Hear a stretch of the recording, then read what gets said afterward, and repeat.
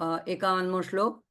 લકારિણી લબ્ધ રૂપા લબ્ધ ધીર લબ્ધ વાંચિતા લબ્ધ પાપ મનો દૂરા લબ્ધાહંકાર દુર્ગમા. હવે લ પરના બધા નામો શરૂ થયા. અત્યાર સુધી આપણે 260 નામ જોઈ લીધા 300માંથી, કારણ કે આપણે 13 નામો જોઈ લીધા, 13 બીજાક્ષરના, એટલે 13 દુ 26 એટલે 260. અને હવે આજે પંચદશીનો 14મો અક્ષર લ, અને પછી સ ક લ, અને પછી છેલ્લો અક્ષર રીમ, એ બાકી રહેશે. એટલે 40 નામ બાકી રહેશે. લ ના 20 અને રીમ ના 20. તો અહીંયા હવે પેલું નામ આવે છે લકારિણી. લકારિણી અહીંયા જેમ કે કકારિણી, એવી રીતે અહીંયા લકારિણી, એટલે કે લ ના સ્વરૂપ વાળી, લ ના આકાર વાળી. તો લ એ બીજાક્ષર ત્રણેય કૂટની અંદર આવે છે. પેલા વાઘભાવમાં પણ આવે છે, બીજા કામરાજ કૂટમાં, અને આ ત્રીજા શક્તિકૂટમાં પણ આવે છે.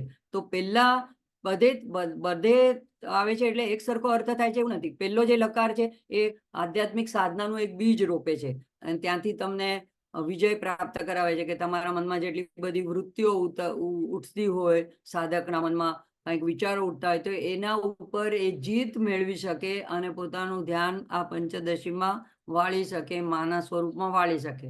પછી બીજા કૂટમાં જે લકાર આવે છે એ એને હજી થોડુંક આગળ ધપાવે છે, એટલે કે એનો વિકાસ કરે છે. અને ત્રીજો જે લકાર છે આ પંચદશીનો, એ બધા જ દ્વંદ્વોને નાશ કરીને, બધા વિકારોને દૂર કરીને એને પોતાના સ્વનું ભાન કરાવે છે, કે હું કોણ છું, મારું આત્મ સ્વરૂપ શું છે, એનું જ્ઞાન કરાવે છે.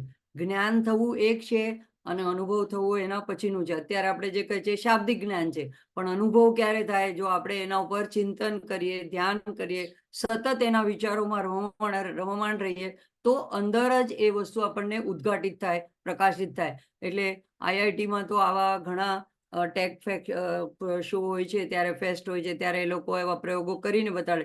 તો એમાં કોઈ જાદુ નથી. એક સામેના ટેબલ ઉપર મૂકેલો સ્ટીલનો ચમચો કે સળિયો હોય, એના ઉપર એ લોકો એટલું બધું કોન્સન્ટ્રેશન કરે, તો એને સ્પર્શ કર્યા વગર એ ચમચાને વાળી દઈ શકે, અથવા તો એ સળિયાને વાળી દઈ શકે. તો આમાં કોઈ જાદુ કે તંત્ર નથી. આ એક શક્તિની એવી મતલબ કે એનો એટલો બધો ચમત્કાર, એટલે એની એટલી ક્ષમતા છે કે તમે જો બધું જ તમારું ધ્યાન બધું જ એક જગ્યાએ કોન્સન્ટ્રેટ કરો, એટલે કે એકાગ્ર કરો, તો એ વસ્તુ પોતાનું સ્વરૂપ તમને પ્રગટ કરી દે છે.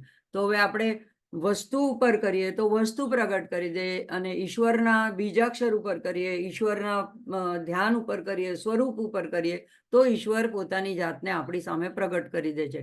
તો એ રીતે અહીંયા લકારિણી જે છે, એ ત્રીજો લ જે છે, એ ધીમે ધીમે આપણને સ્વનો અનુભવ કરાવવામાં આપણને આગળ વધારે છે, એનું જ્ઞાન આપે છે. પણ જ્ઞાનની સાથે સાધના જોડાયેલી હોવી જોઈએ. એવી જ્યારે સાધનામાં સાધક આગળ વધે છે, ત્યારે શંકરાચાર્ય જેમ ગાય ઉઠ્યા હતા, એમ એ પોતે પણ ગાય ઉઠે છે, કે ચિદાનંદ રૂપો શિવોહમ શિવોહમ. તો મનોબુદ્ધિ અહંકાર ચિત્તાની નાહમ. તો એ પોતે પોતાને આ વસ્તુનું એને ભાન થાય છે, પહેલા જ્ઞાન થાય છે, અને પછી અનુભવ થાય છે કે હું મન નથી, હું બુદ્ધિ નથી, હું અહંકાર નથી, હું ઇન્દ્રિયો નથી, કોઈ મારા ભાઈ બહેન નથી, કોઈ મારા માતા પિતા નથી, ન ગુરુ ન શિષ્ય, હું કોઈનો ગુરુ નથી, મારા કોઈ શિષ્ય નથી. એટલે કે હું એક અવિકારી સર્વવ્યાપક એવો આત્મ સ્વરૂપ છું, અને હું આનંદ સ્વરૂપ છે. એટલે ચિદાનંદ રૂપો શિવોહમ શિવોહમ, હું પોતે જ શિવ સ્વરૂપ છું. એવું જે શંકરાચાર્ય ગાય ઉઠ્યા, એવું આ લકાર જે છે ત્રીજા કૂટનો, એ ત્યાં સુધી વ્યક્તિને લઈ જાય છે. તો હવે પછી આગળ નામ લબ્ધ ઉપર, લબ્ધ લબ્ધ લબ્ધ, એમાં બધે લબ્ધ લગાડેલો છે શબ્દ. તો લબ્ધ રૂપા, લબ્ધ રૂપા એટલે એમને લબ્ધ એટલે પ્રાપ્ત થવું, રૂપ પ્રાપ્ત થવું. તો લબ્ધ રૂપા આપણા મનમાં, એમાં વ્યાખ્યા જુદી રીતે આપી છે. મને એ રીતે અર્થ સમજાય છે કે જો આપણે એક રૂપ ઉપર ધ્યાન આપીએ, માના સ્વરૂપ ઉપર, માની મૂર્તિ પર, ત્યારે જેમ કે અયોધ્યામાં રામલલ્લાની મૂર્તિ છે, એમ જોઈએ તો પથ્થરની બનાવેલી મૂર્તિ છે અને એક આપણા જેવા જ કોઈ માણસે બનાવેલી છે, કઈ સ્વયંભૂ હોય કે પ્રગટ થઈ હોય એવી કોઈ ચમત્કારી પણ નથી. છતાં પણ એ મૂર્તિ આજે એક દિવસમાં લાખો એટલે કહેવા માટે લાખો નહીં, ખરા અર્થમાં જ લાખો, 2 લાખ 5 લાખ એવા માણસોને એ રૂપ આકર્ષી લે છે. તો એવી જે માની મૂર્તિ હોય છે એ જો તમને એવા રૂપનું ચિંતન કરો તો એ લબ્ધ પ્રાપ્ત થાય છે. એ રૂપ તમારા મનમાં, તમારા અંતરતમમાં એ પ્રગટ થાય છે. પછી લબ્ધ ધી અને ઉપર રકારની રેપ છે, ધીહી એટલે બુદ્ધિ. તો એક તો તમે રૂપને સામે રાખીને એને પૂજા અર્ચના કરો કે એની સામે એની બેસીને એને નિહારો, એનું ચિંતન કરો. બીજું છે કે લબ્ધ ધી, તો જ્ઞાન રૂપે ધી એ બુદ્ધિ એ જ્ઞાન માટેનું સાધન છે, ઉપકરણ છે. તો બુદ્ધિ દ્વારા સ્વાધ્યાય કરીને, આવા ઉપનિષદનો અભ્યાસ કરીને, સ્તોત્રોનો અભ્યાસ કરીને, મંત્રનો અભ્યાસ કરીને, તો એના દ્વારા પણ લબ્ધ એટલે કે પ્રાપ્ત થાય છે માં. તો લબ્ધ ધી દ્વારા આપણે ગાયત્રી મંત્રમાં પણ ધીને શુદ્ધ કરવા માટેની ગાયત્રીને સૂર્યને પ્રાર્થના કરે છે કે ધી યો નઃ પ્રચોદયાત. તો મારી ધીને તમારે નહ એટલે અમારા બધાની, સૌની બુદ્ધિને તમે સન્માર્ગે પ્રેરિત કરો. તો લબ્ધ વાંછિતા, તો જે તમે જે પણ વસ્તુ તમે ઈચ્છા કરતા હો, એની આકાંક્ષા કરતા હો, એ વાંછિત વસ્તુ પણ તમને પ્રાપ્ત થાય છે, ઉપલબ્ધ થાય છે, પ્રાપ્ત થાય છે.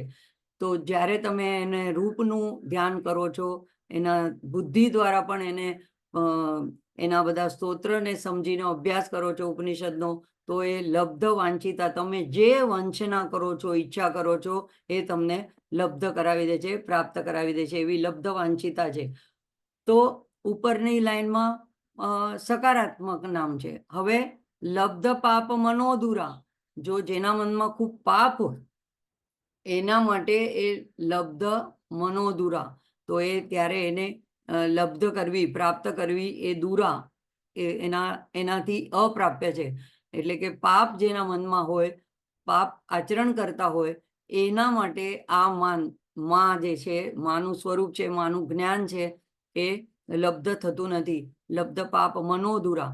લબ્ધા અહંકાર દુર્ગમા, જેનો મન અહંકારથી ભરેલો છે, જેનો સ્વભાવ અહંકારથી ભરેલો છે, તો એને માટે લબ્ધ પ્રાપ્ત થવી દુર્ગમા એટલે કે કઠિન છે, એટલે કે એને પ્રાપ્ત થતી નથી. તો લકારિણી લબ્ધ રૂપા લબ્ધ ધીર લબ્ધ વાંચિતા લબ્ધ પાપ મનો દૂરા લબ્ધાહંકાર દુર્ગમા. તો આ લકારના આપણે આજે આટલા નામ કરીને અહીંયા સ્ટોપ કરશું અને આનું અનુપઠન લઈ લેશું.